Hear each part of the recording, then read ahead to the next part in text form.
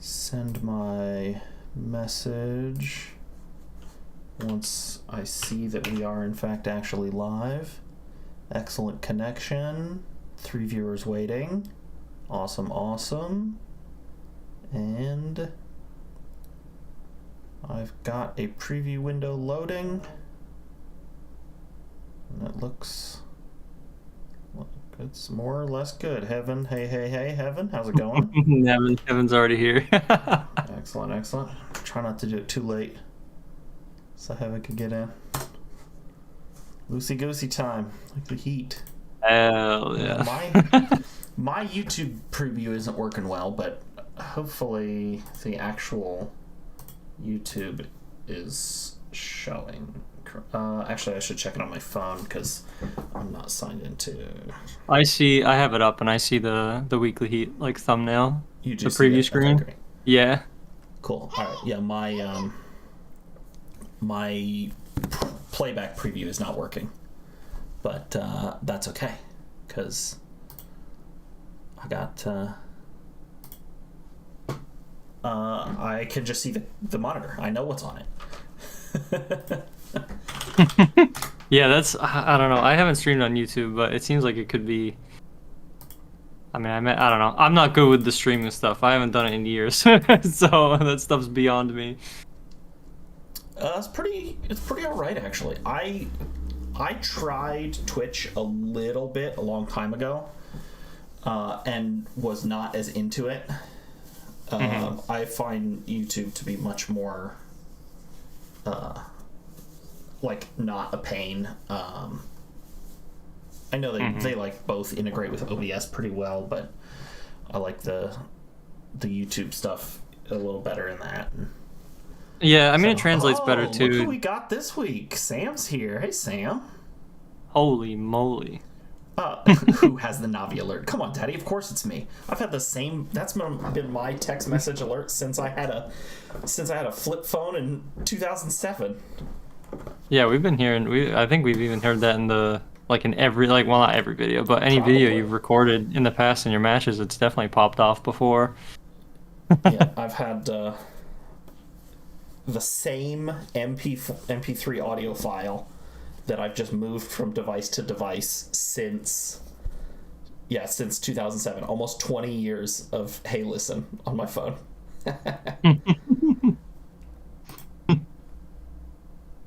Awesome. So before we started, we were just chilling, talking about. Turns out Goose is a Magic guy too. I didn't know that. It had never come up with you before, but we're both Magic players, so we were just chatting about that while we were testing the sound. If you can turn something into a draft, I'll probably like it. If I'm being honest. That MP3 file. Well, so age of MP3 files. How do you feel about a copy? When a file is copied, what does that mean for an original and an age? I certainly ripped it longer ago than some people in the league's age, but I mean, age doesn't really mean so much when it comes to copying files and stuff like that, right? If you make a copy of two things, which thing is the original? You kind of don't have, They're all the original. Exactly. So, but yes, Heaven, you're right. I am old. I'm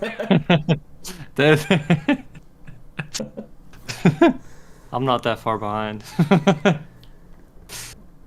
Oh man, we're all getting there. How is Goose's audio relative to mine? He was a little high, and so I bumped him down. But kind of Theseus's MP3 file, but more like Theseus's like cellular division rather than his ship, right? Because a logically consistent and compelling argument could be made that all cells going back, to Luca, the last universal common ancestor of all life on Earth, there has been an unbroken line of living cells all the way back to there, and every cell in every living thing is that same unbroken. Like, You just pick one randomly and trace it all the way back, and eventually you get there. And each time a cell copies, which one is there kind of isn't an original. There's just two of them. So I'm just saying, so we're all the original. we are literally all made of the same stuff. You just you just trace it back. Just follow an unbroken line of living tissue from here to 3.8, 3.9 billion years ago. And we use Pokemon Draft League to determine who is the better original. Sounds good to me. Speaking of, let's see what we got this week. Yeah. Hell yeah! I'm going into this blind, so I don't know what matches we're seeing. I haven't watched any, so this is gonna be fun. We're watching 4. I've pretty much given up on being able to just pick 3. There's always I want to at least get one more in there, because it's nice to have more people. More people get to have their teams or their matches or their builds or whatever be on the weekly heat. I'm also trying to spread it around a little bit this season. So absolutely, we'll see. I will tell you, we have multiple Fletchinders this week. We're going to start with a Fletchinder, and we're going to end with a Fletchinder. Although the Fletchinder is not crucial to this battle. Okay. In the same way that it is the battle we're going to end on. But, Ooh, I mean, not that it's a secret, right? It's Jasar and Poosp, because that's where the other Fletchinder is. But so we're starting with Red Jolteon and Tux, game 1. This is, as many people pointed out, crazy lava plume scarf Camerupt and an unkillable Doxbund. So if you just need a quick reminder for people who have watched it, oh right, that's what we're going to watch. This is in fact what we're going to watch. Goose, since you have not seen it, it's Scarf Camerupt and an unkillable Doxbund. So get excited. Scarf Camerupt. Never doesn't that thing have like 40 base speed? I know, right? Holy moly. So we get the Tailwind up, Eruption, and then a switch out. Just a couple of setup mons here, just doing their whatever thing. Sableye, Set and Reflect. Scyther comes in, it just dies. Which is fine, because that's kind of what it was. That was kind of the point here, right? Feather Dance, maybe, I'm not quite sure why the Feather Dance specifically, because like Doxbun, I mean, it has the play rough, but like most of the time you're probably expecting it to body press. Yeah. But maybe doesn't want the Fletchinder to die. Maybe holding out hope for a second Tailwind, and so doesn't want to just die to its own recoil. But Aqua Cutter just better Razor Shell, quite possibly. Off the top of my head, there's just too many moves for me to remember the specifics of all of them. But Razor Shell is like increased crit, and Aqua Cutter is 5 more damage or something like that. I think Razor Shell has like a 50% chance or something to drop defense, which is what happened on Sableye. That's what. Yeah. If I'm remembering correctly, I think Aqua Cutter is the crit move. Right, and they both get affected by sharpness. Yes. Cutters and razors, yeah. So. Yeah, I know it's all. Yeah. The surprising offensive Sableye here. Thanks to that Reflect, this Doxbun gets to live and be a real pain for the rest of the match here. We're gonna get 1 KO with the body press. Oh boy. Stalled out the Tailwind. Killed the... Yeah, so we get the Lava Plume. We start getting some defense boosts here. And you can life do all you want, Poltergeist. Lava Plume is a spread move. Uh-oh. And the Doxbund has safety goggles on it, so we're going to point that Baby Doll as the Gallade anyway. Oh, man.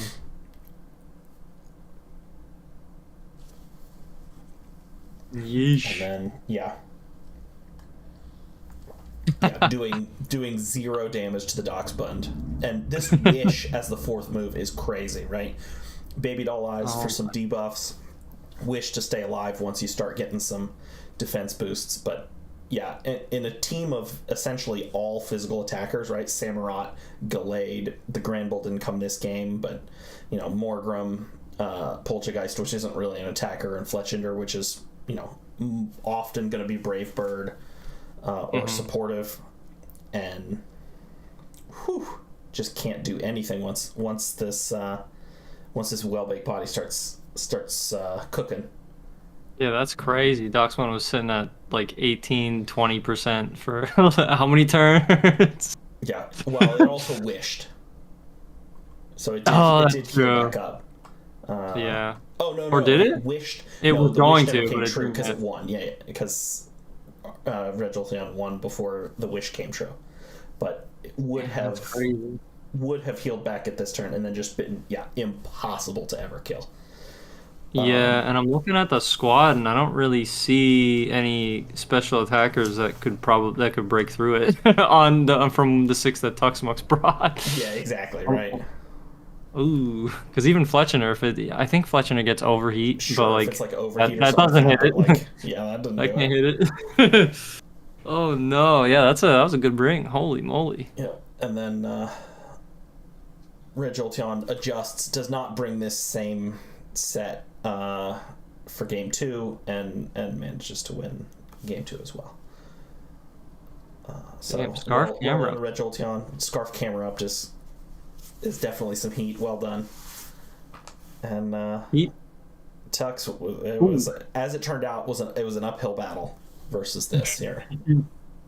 Yeah, once the combo so that is cool, right? Like Scarf camera up with Lava Plume to make the Doxbone unkillable and all that is cool, but I do like that there was more to the team than just that, right? Like if that had not worked, then what's RJ gonna do, right? He had other Mons, right? He had Alolan Executor to set Trick Room, and could, had an offensive Sableye that actually was very effective in game 2, using Poltergeist as well to get some KOs. So yeah, Poltergeist is strong. Yeah, Poltergeist is strong. Sableye, not necessarily strong, but when you got a sweet move like Poltergeist, sometimes you run it. 110 base power plus stab goes crazy. Yeah, makes even Sableye's piddly little stats into good stats. Yeah, I've been on the receiving end of a Sableye Poltergeist with versus Poppin back in Gen 8 Sword and Shield. Yeah, I lost, so it's good. All right, so our next match here, we got Prime Sparks versus Poppin. Speaking of Poppin, this is game 2 of their set. Poppin won game 1. My overwhelming thought in watching both of these games is that Prime Sparks was playing the coach, right? He was playing Poppin, and Poppin was playing the team. Sort of like in poker, you like play your cards or play your opponent kind of thing. Poppin was playing versus Prime Sparks' team, and Prime Sparks was playing against the other coach. So Prime Sparks was gets so many reads correct here, but Poppin just has the strategy to beat the Mons specifically, and does win the set. But we're gonna watch game 2 here of this one. Any galvanized explosions? Nope. No.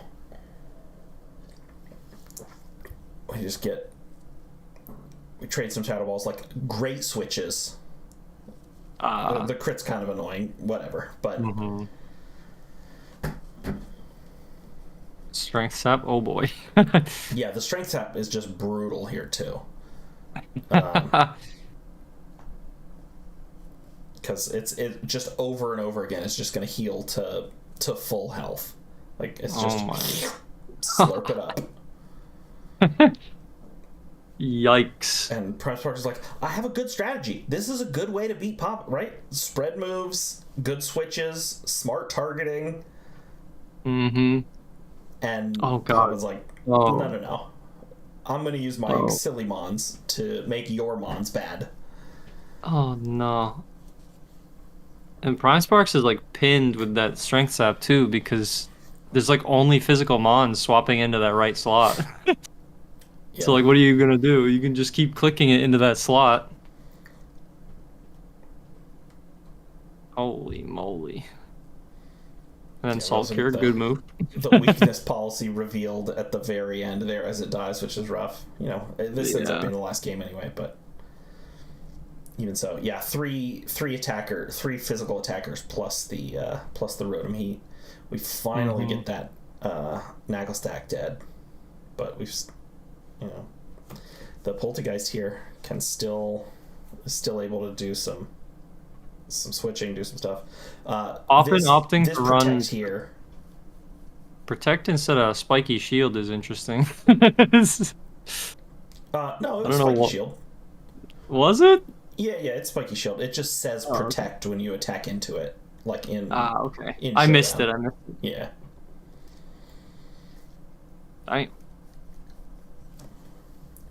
Argem, yeah. I mean, this Poppin's a very what is he? He goes based on he does a lot of scouting as to what the format's gonna look like before he does his draft.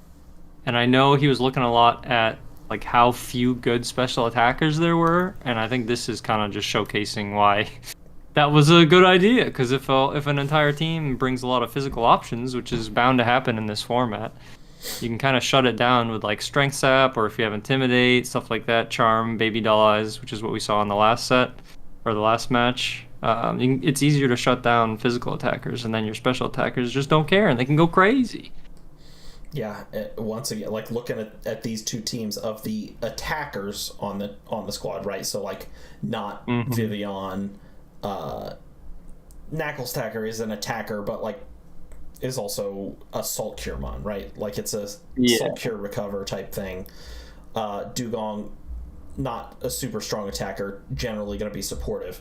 We've got Bombardier, the Embor, Medicham, Ursaring, Alolan Golem, and Feraligatr all as physical attackers, and then basically you have Rotom Heat, Poltegeist, Glamora as special attackers out of all 12 here, right? So it's just as a microcosm. And looking at the last one too, right?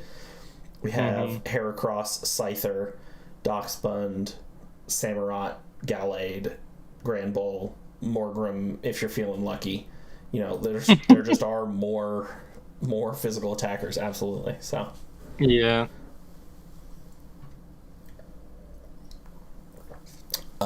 Well done to Poppin. Like I said, playing the team versus playing the coach. But so many good reads. Game one was like the reads that like Prime Sparks just had the reads on Poppin and lost anyway. It was crazy. This one was a little more even. You know, double attack into a protect, whatever, that kind of stuff. But we got Poppin showing up in the chat. Hey, Poppin. Top two. Yeah, exactly. I was just talking about that. Yeah, that's what we're talking about. So, and the fact that Poltegeist stuck around for that long is kind of crazy. Just kept healing. Normally, you expect that mon to go down in 1 or 2 hits. Well, from the physical side anyway, but nope. Just kept healing back up and stuck around forever. All right. Up third, we've got Dan versus Ray. Our second Rotom Heat, our second Scyther, and our second Gallade of the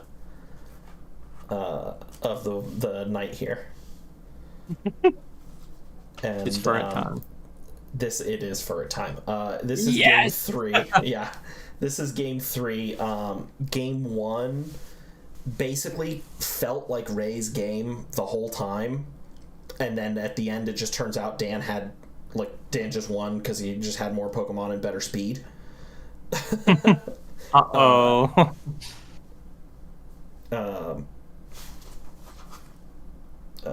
Oh, no. Sorry, Yeah. my notes are... I read my notes backwards. It was Ray's game, all of game 1, and then Dan almost wins anyway. Mm-hmm. Because of better speed in the form of Lycanroc. Nearly 3v1ing. Yeah, Lycanroc in like a lower tier or Daddy Plan Part 2, pretty much where like the top tiers are all gone. Yeah. Lycanroc Dusk hits pretty hard and is very quick for the format, so I'm not surprised that it's going to be the one sticking around, outpacing and outdamaging a lot of the mons that are left. Game 2 was just a speed control game, right? You had Furret doing Follow Me. You had some Tailwind from the Scyther. You had Surprise Trailblaze Mabostiff to be the fastest thing around in Game 2. Nice. So Dan then does win Game 2. And now Game 3 is what we're going to watch here. So, Ooh. In terms of stuff we know, right, we got... Tailwind plus some attacking and stuff like that on the Scyther. We've got Follow Me on the Furret. The Wheezing is neutralizing gas. Mabostiff has Trailblaze. You're pretty much caught up. We'll see what happens. Oh, interesting. Shutting down your own Tough Claws. That's a Terra lot of Ground damage. to live the close combat that killed the Furret in Game 1 or in Game 2. Yeah. So this was the same lead as Game 2. Dan close combated into the Furret on the Follow Me, and killed it. So then the Dreadnought got hit with a Trailblaze from a Mabostiff to kill it and boost its speed up. So some adjustments in Game 2 here, or Nice. Game 3 rather. And then a very telegraphed Shell Smash, of course, with the Follow Me. You love to see it. No Mirror Herb, I note. I see.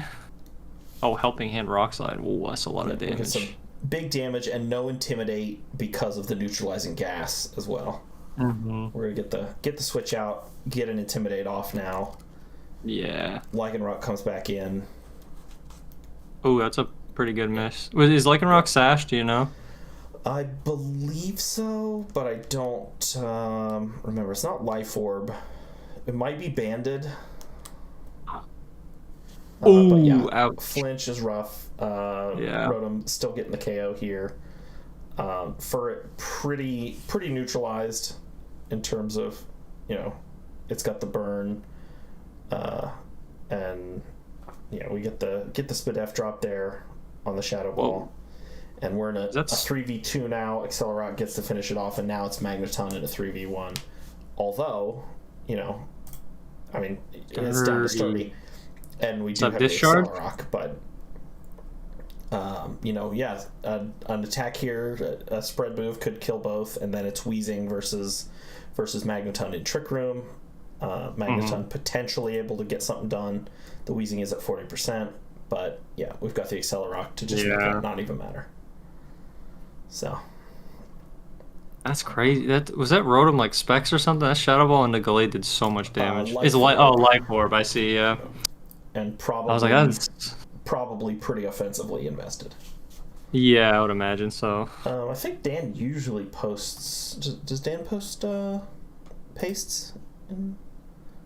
Did not this week, if ever. Yeah, not for this one. Not this week. Well done to Dan. I believe making him 2-1 here. I haven't been paying super close attention to records. I'm more of a week-to-week guy in terms of what I pay attention to and mostly care about. But yeah, I just pulled it up. Dan's 3-0 now. Oh, Dan is 3-0. Nice. Well done to Yeah. Dan. Excellent. Yeah, very well played. Yeah. So the Game 2 adjustment or from 2 to 3 adjustment by Ray of terraing the Furret defensively to stay alive and get the Shell Smash off. Mm-hmm. A pretty good call there. Yeah, and I think that Rock Slide miss getting some misses. Yeah, it could very easily have gone a different way, right?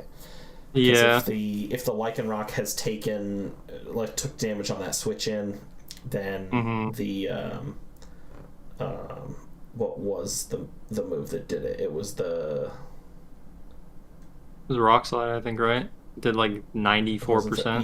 Yeah, it was the 94% Rock Slide. Yeah, so if it had taken a hit on the way in, would have died on the second one. Wouldn't have even mattered that it had flinched. There'd be no Lycan Rock. We'd have it'd be a whole different match. And then Magneton, I always like to downplay like how often the low the low percent RNG stuff really matters, over the course of like a season or a match or whatever. But in this particular game, it certainly seems like the miss was kind of a rough one, right? To throw out multiple Accelerocks to finish stuff off. I mean, that's the price. Sometimes that's the price for picking a 90% accurate move, right? Like, that's the risk you take. Sometimes it wins, sometimes it costs you the game. Not much you can really do about it.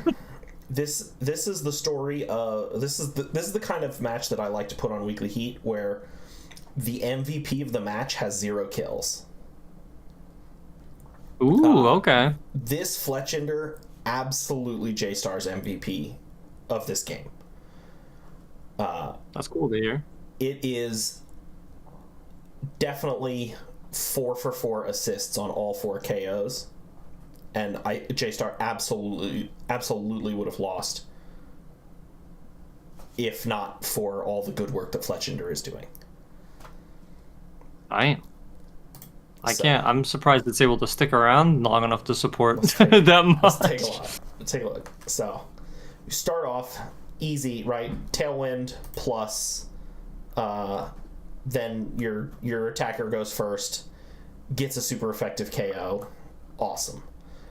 Psychic. So this is actually Zoroark and not a Titan, but that's fine. It's a trap. It is a trap. So with it. So later in the match, Copperajah does hit a full health Titan with an Iron Head, and it also does not kill, though it's possible it was a roll. But that's surprising. I feel like Sheer Force Iron Head would just destroy a Zoroark there. I'm kind of surprised too, but also it's just a neutral hit, so maybe not. That's true. So yeah. So now we've got the Tailwind up, so Brave Bird does a big chunk. Zoroark gets to finish it off. Zoroark now goes down. We've got, the Fletchender is not Gale Wings anymore because it's, it Brave Birded, but we're still enjoying the benefits of that Tailwind. Fletchender gonna take another chunk out, and this Titan gonna get to finish off another Pokemon. And then, no longer Ice type, so who cares? Brave Bird doing a bunch of damage. So Titan gets to finish it off. How is that thing doing so much damage? What is going on? 120 base attack or base power, and its stab, and also the Copperajah tear it away from steel. Yeah. Yes, I don't know. That's like Fletcher's got what, 70 attack or something? That's insane. The base power 73 attack. Base power is by far the most important single variable in damage calculations. I agree. It has the largest impact. With stab, absolutely. Just in terms of where it is in the damage calculation. It's base power is the most important thing. So if you have a Pokemon with high base power moves, you have a Pokemon that can be an attacker some amount of the time. And it also got to be supportive, right? It set Tailwind. We never even left this Tailwind, and it got to take chunks and let the attackers finish them off. So well done to Fletchender, well done to J-Star. Yeah, it's like the ever-present question of, if you have a support mon who can kind of deal damage, well, I guess in this case it was good damage, but also a big attacker like Titan or Zoroark, it's Who do you attack? You, in theory, would like to remove the big attacker, but then you just keep letting Fletchinger chunk away your team by ignoring Exactly. it. That's wild. Game 2, we have plays out kind of similarly. Zora comes in as a Titan again, gets to do some silly stuff. Hitmonchan comes in and gets a KO with Fake Out. Pretty similar, but not as obviously. Fletchinder was the most important Pokemon of the set, and so this is the one that I wanted to show off. So, well done to J-Star, and well done to Fletchinder. Yeah, well done. That's sweet. So let's look at the thumbnail. Who on the thumbnail did not actually make it on the onto Weekly Heat? So Meowstick was not featured in an actual match. That was Firefall's Meowstick. Braggy. Competitive, getting some competitive boosts on an Intimidate switch in, and then Meowstick just gets to blast through the team. It's pretty fun. Jordan's unkillable recover Trick Room Rabska. Daddy trying to make Weredeer happen with Weredeer. We already have Weretick. You're not getting Weredeer. Where the Daddy versus C-Rad match is a pretty good one. That's why the Weredeer is on there. There was a Scarf Toadschool, like some offensive. Beartick did not make it to any games this week, and so is not featured on the thumbnail. Although we do have the Weretick emoji here chilling on the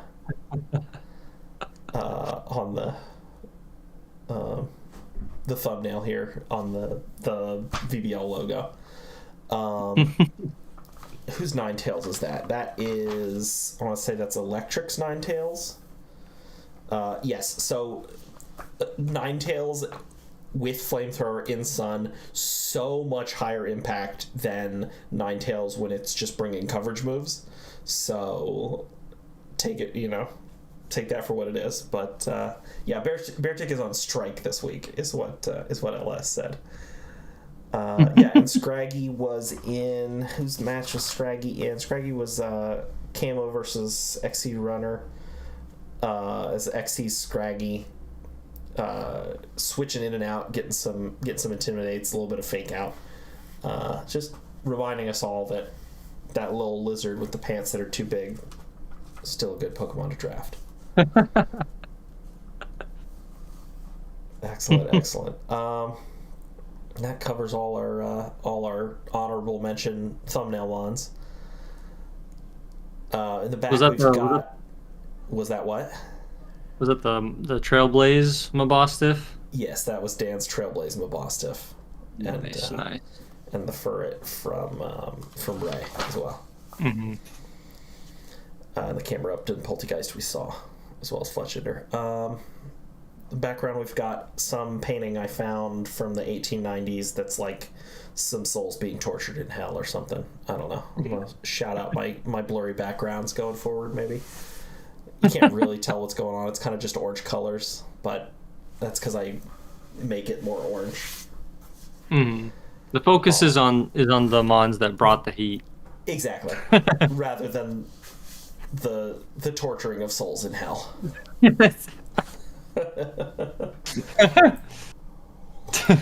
The camera brought the flames. And Ninetales. And Ninetales, yes. An important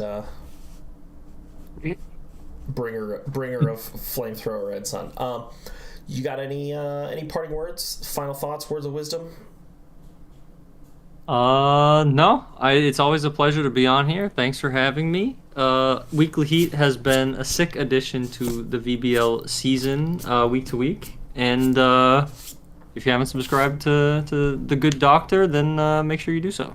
Oh, yeah, I guess so. I never really say that. Yeah, if you want to. I mean, you should just, be more thoughtful and curate your media and social media consumption generally. Do less Agreed. scrolling, do more going to the people that you want to watch things from and read things from and stuff like that. So, you know, follow people. Don't scroll through For You pages and Twitter homepages and YouTube stuff like that. Go to your subscription page and see what the people you subscribe to are up to. Because those are the people you don't like. know who they are. See you later. If you don't watch them, gone. Yeah, there you go. Rock and roll. All right, thanks, Goose. You the man. Thank you. Right Always back great at to you. have you on. Peace. Likewise.